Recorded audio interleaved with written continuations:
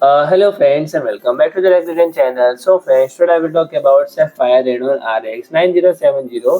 The metal series have two SKUs, the RX 9070 XT and RX 9070, and both based on existing Pulse model, and the color scheme appear in the line with the new NITRO series.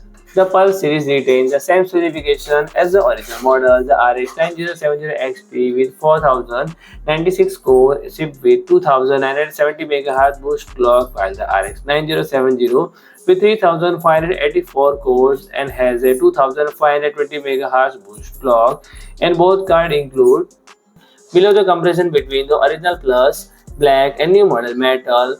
Worth adding that here is a pure design with slightly different shroud but identical PCB, and seems like Sapphire will now have white, grey and black option available. In terms of features, the metal series include Honeywell PTM7950 phase changing thermal interface material over the GPU and 12-layer PCB design, and other enhancements. On paper this appear to be a new color option rather than the simplified design. So friend, if you like my video, please do like, share and comment, and don't forget to subscribe my channel and press the bell icon.